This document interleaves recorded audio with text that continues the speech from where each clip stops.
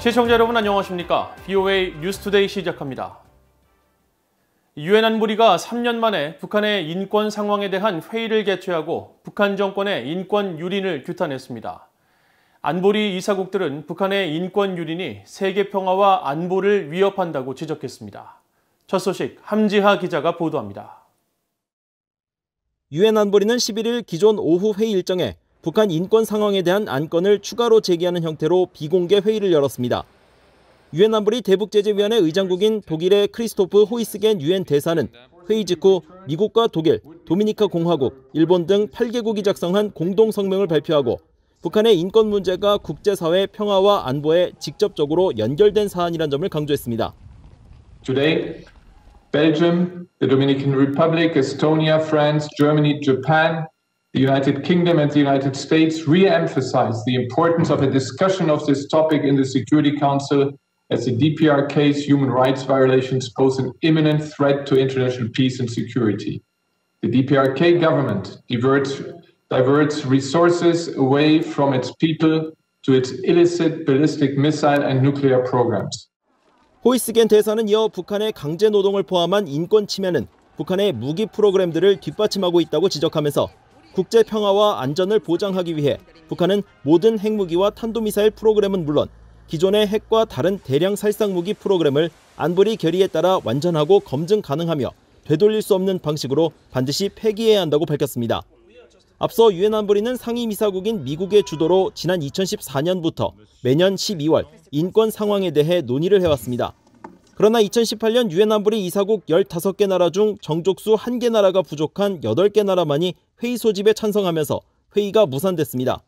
이어 지난해에는 북한과의 대화를 이어가던 미국의 반대로 회의가 열리지 못하면서 작년까지 2년 연속 안보리의 북한 인권 관련 회의는 열리지 못했었습니다.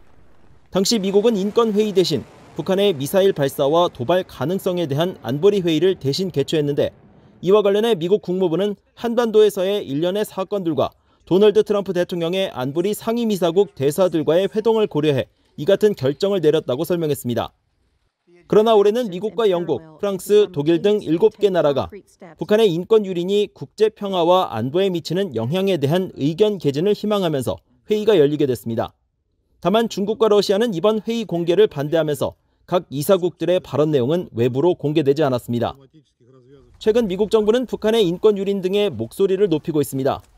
앞서 미국 국무부는 지난 7일 북한을 포함한 10개 나라를 종교자유 특별 우려국으로 재지정하고 샘 브라운백 국제종교자유 대사는 북한의 인권 문제 해결을 위해 국제사회와 함께 계속 북한을 압박해야 한다고 밝혔습니다.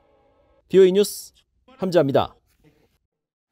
북한이 무력 시위에서 더 나아가 실제로 무력을 사용할 경우 북한은 소멸할 것이라는 메시지를 보여줘야 한다고 애덤 스미스 하원 군사위원장이 밝혔습니다.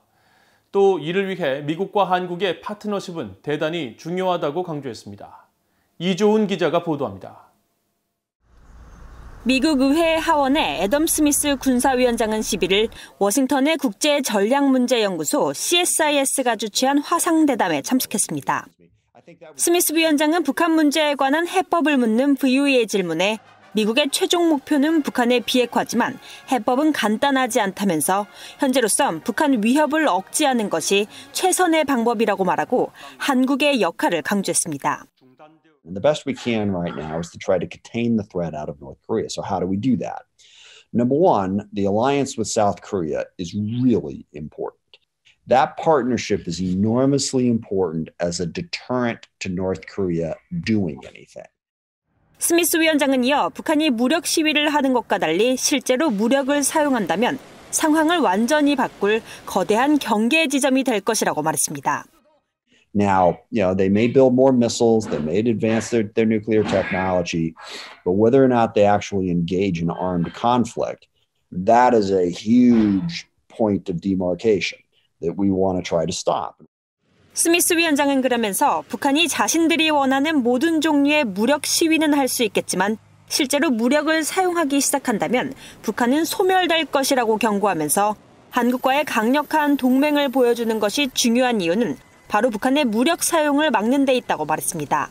One of the ways we stop that is by showing a strong alliance with South Korea that shows that If North Korea does, they're done. They're gone.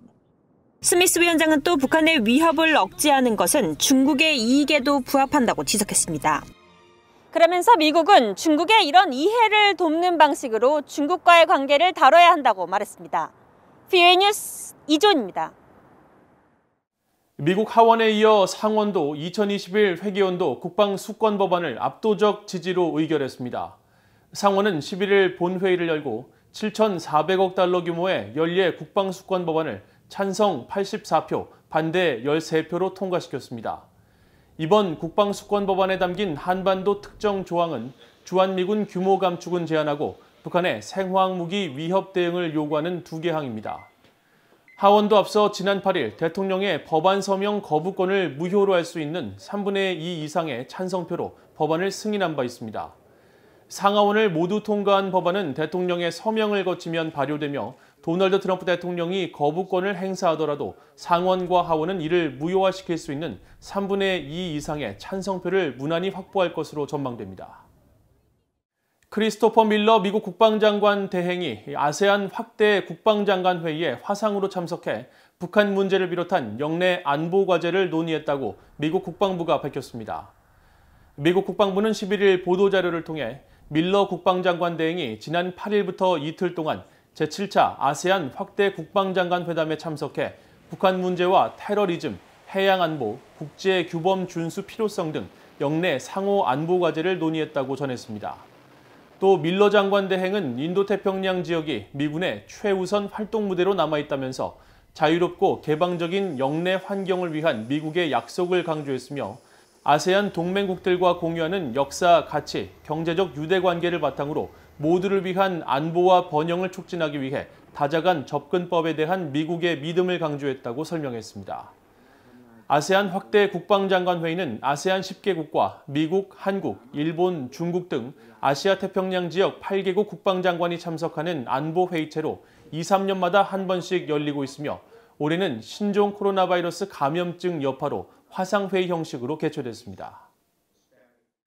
북한의 대중국 교역액이 올해 사실상 붕괴된 상황에서 중국을 제외한 다른 나라와의 무역액도 급감한 것으로 나타났습니다.